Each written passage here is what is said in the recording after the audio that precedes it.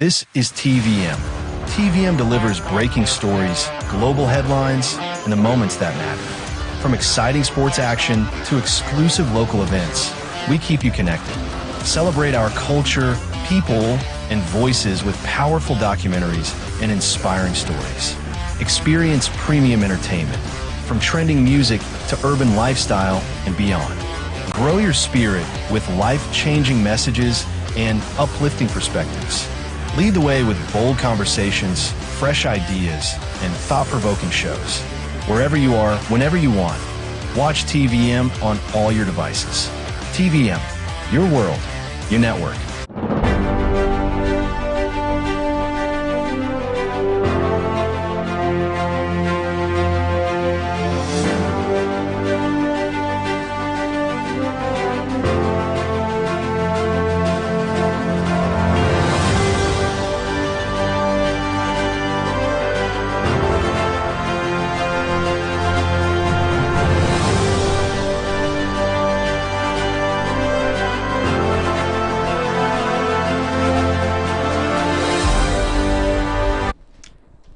Hello, welcome to TVM's Metro Update. I am Blessing Sampson. We'll begin with Delta State, where a state polytechnic, Otefe Ogara, was the focus of renewed government commitment to tertiary education this weekend. The institution hosted two key visits aimed at driving growth and accountability. Mr. Abo Udoyok, TEF Fund board member for the South-South, commissioned several major projects, including a mini sports complex and a new ICT center. He commended the Polytechnic rector, Professor Emmanuel Ufofu Biri, for the transparent management of funds, stating that the results are clear. Shortly after, Professor Hope Egaga arrived on behalf of the Delta State government to conduct a comprehensive needs assessment. Egaga explained that Governor Sheriff Oborevori wants a clear picture of what each institution requires, assuring that the findings will guide the state's next phase of targeted interventions for its tertiary schools. Both visits signaled a strong, united push for quality education in Delta State. Now, still in Delta State, the State Waste Management Board, led by Chairman Mofe Edema, has launched a major offensive against illegal dump sites in Asaba and its environs. The board mobilized equipment and personnel to clear refuge from road sites, including critical areas like Koka Junction and opposite the airport. Speaking during the exercise, Mr. Edema expressed disappointment at the persistent illegal disposal of waste by some residents and industries, stressing that such practices endanger public health and tarnish the state's image. He urged residents to register with authorized private sector participants or PSPs, and warned that the board's task force has been mandated to arrest and prosecute offenders in accordance with environmental laws. While Mr. Edema emphasized that cleanliness is a collective responsibility, he thanked Governor Sheriff Oborevori for his sustained support and funding of the board's efforts.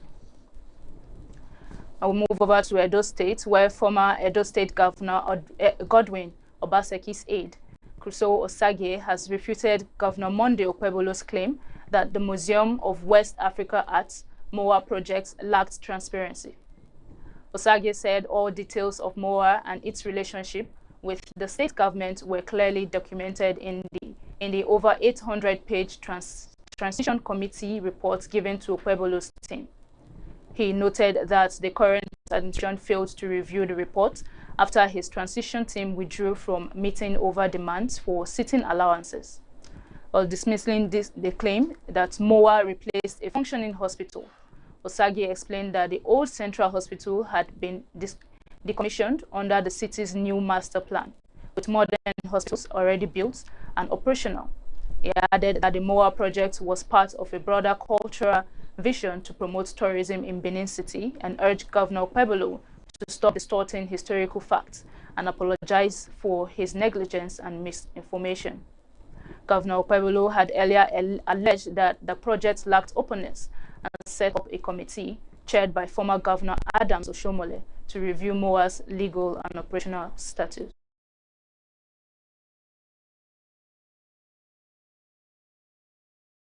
international stories, the Independent National Electoral Commission, INEC, has presented certificates of return to Anambra State Governor Chukwuma Soludo and his deputy, Onyekachukwu Ibezim, following their re-election.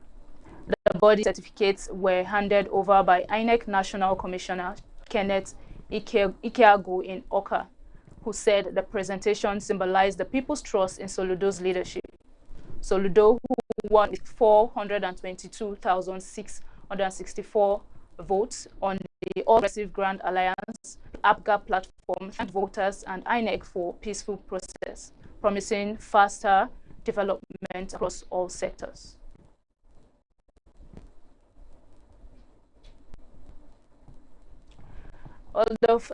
Moving on, the federal government says it is engaging U.S. authorities following President Donald Trump's military threats against Nigeria.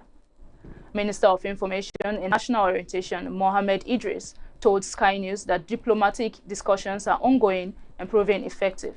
He stressed that Nigeria has not lost any territory to Boko Haram and that the conflict is not based on religion.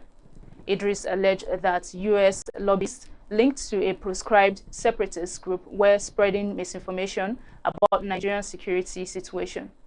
He urged Washington to bring cooperation in fighting terrorism rather than act on distorted data. Trump has warned of possible U.S. military action in Nigeria over alleged killings of Christians, claiming on his Truth Social page that an attack would be fast, vicious, and sweet. The statement has drawn concern from diplomatic circles worldwide. Still in the national news, the Nigerian Air Force, NAF, says several Islamic State of West African province, ISWAP terrorists and bandits have been killed in precision airstrikes across Borno, Kwara, and Katsina states. NAF spokesperson, Air Commodore Ehimen Ejomame, said the coordinated missions on November 9 targeted ISWAP strongholds in Malam Fatori and Shuwaram, as well as bandits' enclaves in Garin Dandi, Chigogo, and Zango Hill. The strikes destroyed hideouts, logistics hubs, and weapons depots, significantly weakening terrorist networks. Additional reconnaissance missions in Zamfara, Kebbi, and Kaduna led to the neutralization of fleeing fighters. NAF said the operations reflect the directive of Chief of the Air Staff, Air Marshal Sunday Aneke, to intensify precision strikes under operations Handikai and Fasan Yama to enhance national security.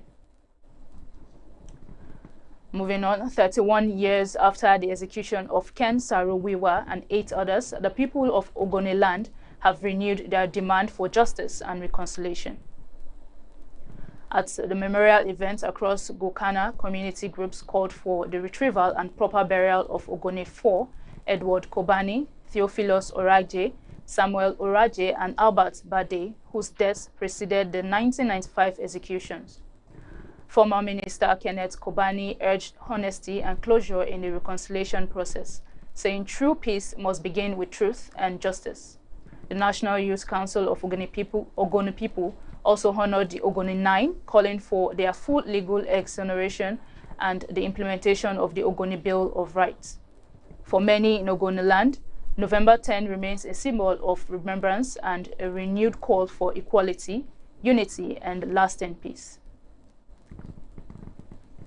Moving on, tension flared in Abuja's Gaduwa district as FCT Minister Nyesom Wike confronted soldiers who blocked him and his team from accessing a disputed plot of land. Wike accused the officers of acting with impunity and questioned the legality of their presence, insisting no record showed any official land allocation. This is unprofessional. You cannot intimidate a minister, one of Wike's aides said. As the soldiers maintained they were acting on orders from former Chief of Naval Staff, Vice Admiral Zubairu Gambo, Wike vowed that his administration would not allow illegal occupation or intimidation by any group, regardless of status. The man took we will not allow going on Chief of Naval Staff and then you to carry land. Sir, everything was acquired legally. Will you stop that? Will you stop that? I'm an officer, I have integrity. Shut up, your mouth, put your I will not shut up. Will you get out? Sir, I won't shut up. Sir, I'm a I commissioner, was in sir. school, you're not in school. Sir, you can't shut Will me you up. keep quiet? You can't Get shut a me big up, sir. food. I'm not You are a a big fool. fool. I'm not a You fool, think you sir. can shoot anybody like Sir, that? I'm not You a are a big fool. fool. Who are you? I am not a fool, sir. As at the time I Don't call me a graduated, fool. you were in primary I'm school. acting on orders. Take for You which can't order? call me a fool. I guess you will see whether you know this here. Sir, you can't call me a fool. Go I'm and not a develop fool. your I'm an mind, officer. develop I'm not a fool, sir. So I'm an come officer. on. You would have killed everybody here. No, we won't kill anybody. We won't kill anybody. We are acting on orders.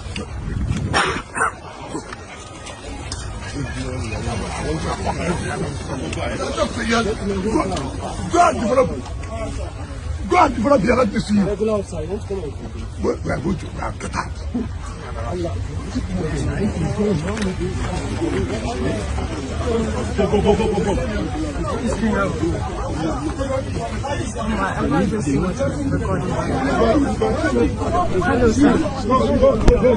Director press.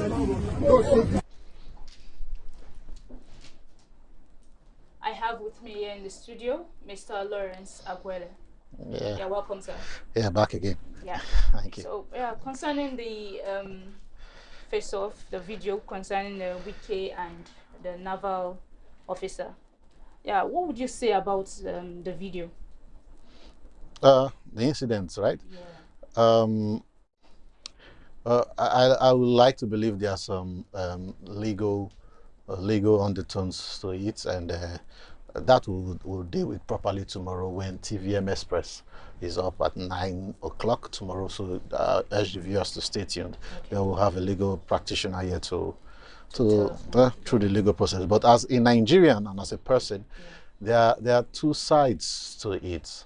Number one, I keep wondering why the minister would personally just have to go on the road like that to go do.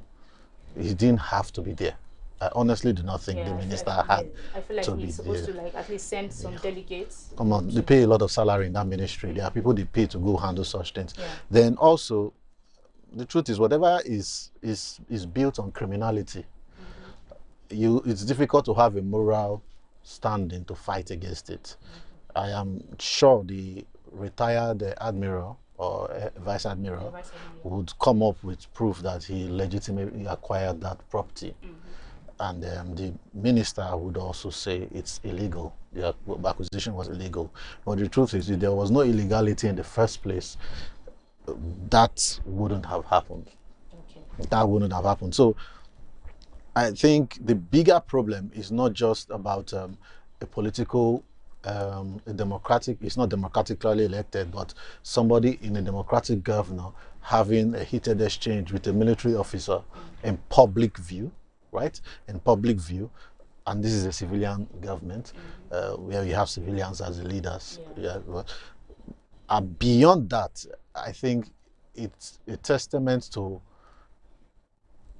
land use acts, a testament to how people acquire properties, and it's also a testament to how people use power. People use power, because if it was illegal, because the minister's aide tried explaining, and then one of, I've forgotten where I watched, and it was in Channels TV, he tried explaining away the reason why they were there in the first place, and he was saying something along the line of a company acquired that property for park, for a park, then for a recreational center, but eventually they changed their mind and they wrote to the government to give them the permission to build a commercial building there. And I think, according to him, while they were waiting for that permission, they were selling the lands and bits, and that is how the admiral got his hand on it. I would also like to think that the admiral, if he didn't believe that he could use the land as somebody high up in the Nigerian military, he wouldn't have purchased that land. So he probably have made his inquiry, and he probably has been told by the administration, then don't worry, we have your back, because it's the way things are in the country. And it's something that the government need to look into. Those kind of so land fraud and all of that. We keep coming in, the minister coming in now and saying that no, you acquired that land illegally, and the building should not stand. I think he is well within his rights to do that if that land was illegally bought. But I also think that there are better ways, which is one of the issues I have with the way we handle things in this country. Yes. We are too, if I want to borrow from our street term, we are too gracious. We attack things with so much ferocity. Like, we believe that because we are right, then we can bully our way into righteousness. And there are systems that are in place to check all this. So if that land was not properly bought or properly acquired or whatever is the case, you could actually approach the court. That's true. I don't think the minister had to be there with, because the first thing I asked myself was, all this crowd of people that followed the minister there, what did they go there to do? Exactly. If we are going there to make sure that crime do not happen, why do you not carry multitude? Because you went there to bully. Exactly. If you're not going there to bully, you won't need this. Which is one thing that the video obviously stated. Yeah, you went there to bully, and the military person you met there refused to be bullied. So it is not. Honestly, from my view, there was no righteous one among both of them. Okay. The military person did his job and stood his ground, but also there are also laws.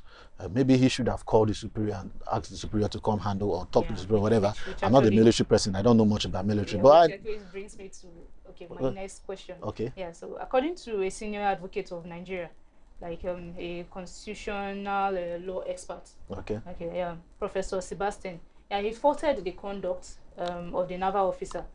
Yeah, he said the confrontation was like he was, how did they put it, unruly and arrogant to Wike. Like, would you say, according to the law, like, do you think the officer was actually at fault? Yeah, I can't speak to the legality of what the officer did. Well, I can speak to the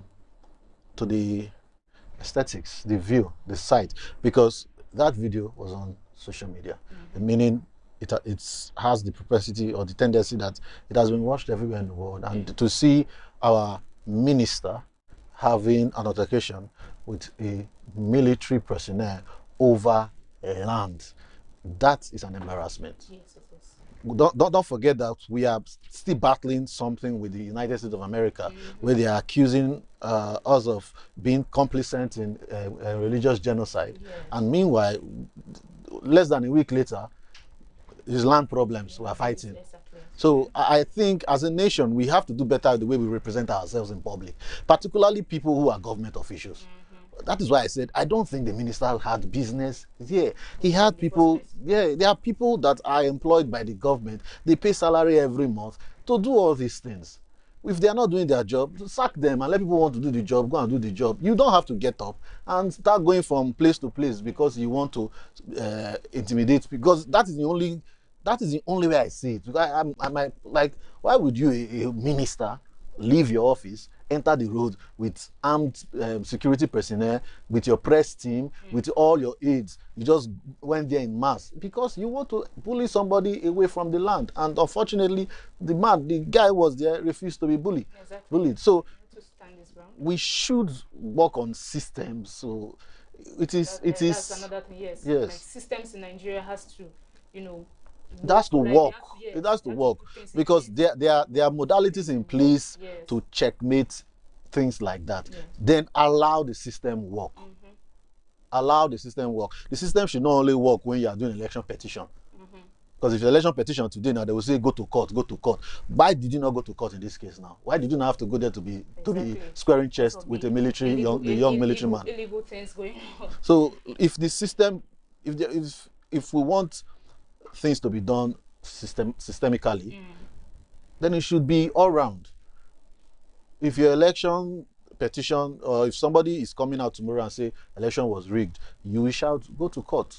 So if you agree that there's a tribunal for that, then why can't you allow that legal process also takes place in this one? So that is my take on that, bruh. It is embarrassing, as hilarious as it is, because we know we are Nigerians. We like to see the funny side of everything because we don't have a choice. What else is there to do? So we like seeing the funny side of everything. I've even seen a couple of content makers coming up to do their own version, all fun and all well. But at the end of the day, it's an embarrassment. Yes. Particularly against the backdrop of what we are just still trying to resolve with the American government. Can't be disgracing ourselves every week now. Exactly. We can't be doing that. Yeah. So quickly before you go, I just want to ask, like, do you think the officer in question should be punished, like, as regarding the military law? I don't, like I said, when it comes to the laws and rules, I don't know. I'm not a participant in military affairs, so I don't know what their laws are. But if I'm his superior and I give that instruction, then it would be unfair to punish him. Yes, because according to reports, yeah, it is superior. Yeah, he's there on behalf of his superior. And I think he also spoke with another superior officer on the phone yeah. that the minister called, and the superior officer did not even give him a counter. That one could as well have told him leave there, but from the look of things, we don't know if he said that and he still refused. Yeah. But I like to believe if it was a superior officer that said leave there, he would leave. So I don't think, going by the body language of everything, maybe, except maybe they are pressured to save face, but I don't think he should be punished. I honestly don't think he should be punished. I don't think he should be punished. Maybe reprimanded if case may be, but what else is there to do? Exactly. What else could he have done? Exactly. If he had left there, then he disobeyed a superior officer. He couldn't just allow Wiki and all his entourage just walk over him and so on. So that's the thing. Thank you so much, Mr. Lawrence. Thank you for having me. Yeah, you're welcome. All right. Oh, TVM's Metro Update returns after this quick break. Stay tuned. It's going to fall for Ibrahimovic. Yes, Usain Bolt this time. 7th FIBA Women's Afro Basket Championship here.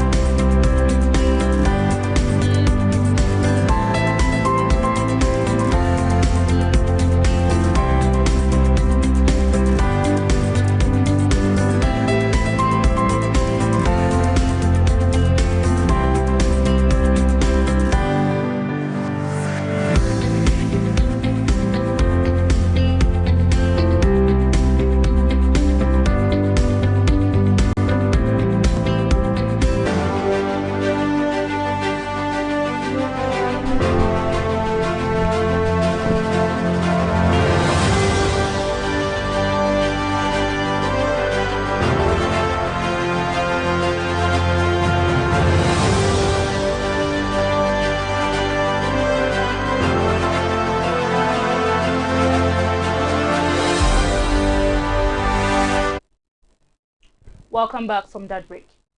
Meanwhile, former Chief Army Staff, Lieutenant General Toko Yusuf Buratai, has issued a strong warning calling the public confrontation between FCT Minister Nyesom Wike and a Nigerian Navy officer a clear and present danger to national security. The clash, which occurred over a land ownership dispute in Abuja, involved Minister Wike visiting the site to halt what he called illegal construction. In a statement on his verified Facebook page, General Buratai argued that Wike's verbal assault transcends mere misconduct and undermines the authority of the commander-in-chief. He asserted that the action wounded the morale of the armed forces and demanded that Minister Wike issue an immediate and unequivocal public apology to President Tinubu, the armed forces, and officer involved. Still on national story, a federal high court in Abuja has again stopped the People's Democratic Party, PDP, from holding its national convention slated for November 15th to 16th in Ibadan, Oyo State. Justice Peter Lifu issued the order following a suit by former Jigawa Governor Sule Lamido, who said he was denied the chance to buy the chairmanship nomination form. The judge ruled that the PDP failed to meet legal requirements for convening the event and restrained the Independent National Electoral Commission (INEC) from supervising or recognizing any outcome of the convention. Justice Lefu warned that ignoring due process in party affairs could threaten democracy and ordered that the convention remain suspended until further notice. And now in business news, PayPal is making a comeback in the United Kingdom nearly 2 years after scaling back operations due to Brexit. The digital payment platform announced that UK customers can now use debit cards worldwide without transaction fees, enjoy credit card services, and participate in its PayPal Plus loyal program for online and in-store shopping. This move marks PayPal's full relaunch in the UK, aiming to strengthen its presence in the digital payments market. Still on business news, Nigeria is set to launch its 2025 oil licensing round starting December 1st as part of President Bola Tinubu's plan to grow the economy to $1 trillion. The announcement was made by the CEO of the Nigerian Upstream Petroleum Regulatory Commission, Engineer Gbenga Komolafe, at the Project 1 million barrels per day investment forum in London. Komolafe says the 43 field development plans recorded this year could unlock 1.7 billion barrels of crude and 7.7 trillion cubic feet of gas, supporting Nigerians' goal to reach 3 million barrels per day. Meanwhile, the special advisor to the president on energy, Olu Veijen, stressed that achieving this target will require strong, performance-based stewardship of the Nigerian National Petroleum Company. Crude production has remained around 1.3 to 1.5 million barrels per day over the last 2 years, highlighting the challenge ahead. And now for some international stories. The United Nations says women fleeing Sudan's Al-Fashir city are reporting killings, systematic rape, and the disappearance of children following its capture by the Rapid Support Force, RSF, on October 26. UN Women Regional Director Anna Mutavi said sexual violence is being used deliberately as a weapon of war, leaving women with no safe spaces or access to care. Around 11 million women and girls in Darfur face severe food insecurity, with many attacked while searching for food. The UN estimates that 82,000 people have fled Al-Fashir since its fall, while up to 200,000 remain trapped amid ongoing violence and famine. Women's bodies have been turned into crime scenes in Sudan as those fleeing Al-Fashir recount experiences of rape, violence and famine. That's according to the United Nations Agency for Women on Tuesday. Women's bodies, ladies and gentlemen, have just become a crime scene in Sudan. There are no safe spaces that are left, nowhere for women to gather safely, to seek protection, or even access even the most basic psychosocial care. This story contains graphic images and descriptions of violence. Al-Fashir's fall on October 26 has cemented the paramilitary Rapid Support Forces, or RSF's, control of the Darfur region in its 2.5-year war with the Sudanese army. Videos of soldiers killing civilians on the outskirts of the city and reports of attacks on those escaping have raised international alarm. And evidence is mounting that rape is being deliberately and systematically used as a weapon of war, according to Anna Mutavati, the UN Women Regional Director for East and Southern Africa. Field reports describe women foraging for wild leaves and berries to boil into soup. While doing this, they face additional risks of violence, including abduction and sexual and gender-based violence. Around 11 million women and girls are facing acute food insecurity in famine-struck Darfur. About 82,000 people have fled Al-Fashir and surrounding areas since October 26, according to the UN. As many as 200,000 people may still be trapped inside the city, according to estimates of its population, towards the end of the 18-month siege. The UN Human Rights Chief said last week he feared summary executions, rape and ethnically motivated violence are continuing in Al-Fashir.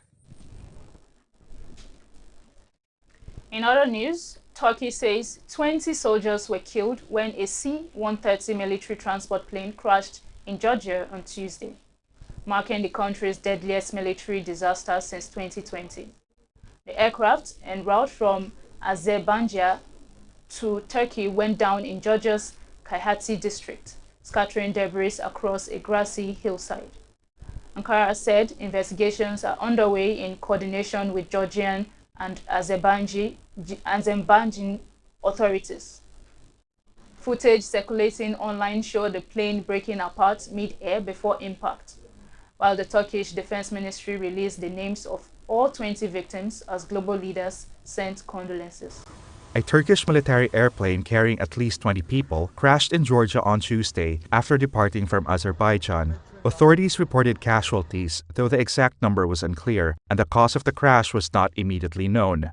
Turkey's defense ministry said 20 Turkish personnel were on board the C-130 cargo plane, including the flight crew, but provided no additional details on possible passengers of other nationalities.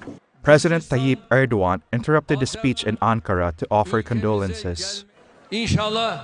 God willing, we will overcome this crash with minimum hardships. May God rest the soul of our martyrs, and let us be with them through our prayers.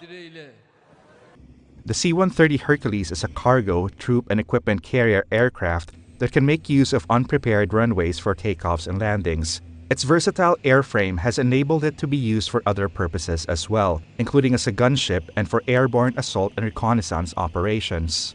U.S. firm Lockheed Martin, which makes the C-130 Hercules that is widely used by air forces around the world, did not immediately respond to a request for comment. Still on international stories, Israel's Strategic Affairs Minister Ron Dermer, a key advisor to Prime Minister Benjamin Netanyahu and former ambassador to the U.S., has resigned after nearly 2 years in office. In his resignation letter, Dermer said he had twice extended his tenure to help tackle Iran's nuclear threats and negotiate a Gaza ceasefire, including efforts to secure the release of Israeli hostages. Dermer, who served as Israel's envoy to Washington from 2013 to 2021, was one of Netanyahu's closest allies and played a major role in U.S.-Israel diplomacy. Dozens of indigenous protesters stormed the COP30 climate summit in Belém, Brazil, demanding forest protection and climate action. They clashed with security, who used barricades to push them back, leaving at least one guard injured. Protesters carried signs like "Our land is not for sale" and criticized agribusiness, oil exploration, and illegal logging.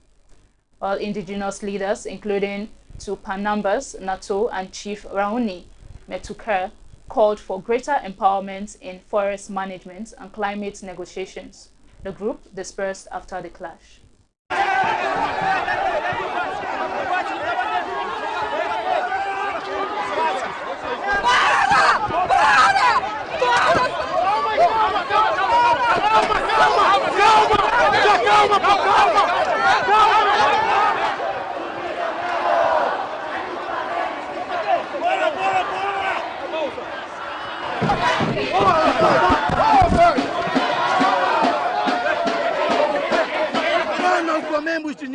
We don't eat money. We want our territory free. But the business of oil exploration, mineral exploration, and logging continues.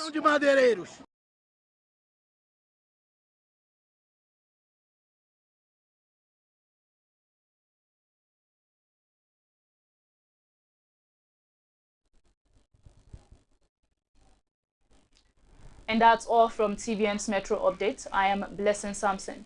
You can watch us on the go on TVM's app, accessible on Android Play Store and Apple Store. Follow us and interact with our social media pages. Like, subscribe, and share. And remember, your environment is part of you. Do keep it clean.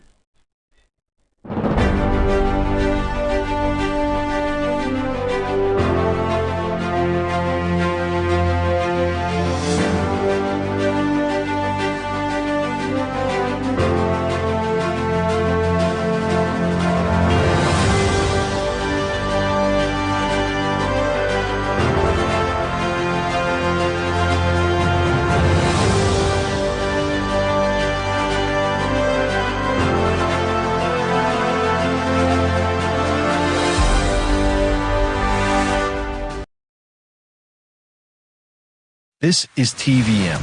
TVM delivers breaking stories, global headlines, and the moments that matter.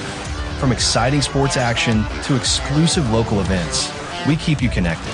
Celebrate our culture, People and voices with powerful documentaries and inspiring stories.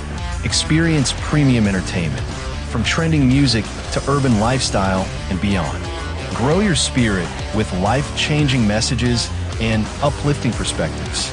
Lead the way with bold conversations, fresh ideas, and thought-provoking shows. Wherever you are, whenever you want, watch TVM on all your devices. TVM, your world, your network.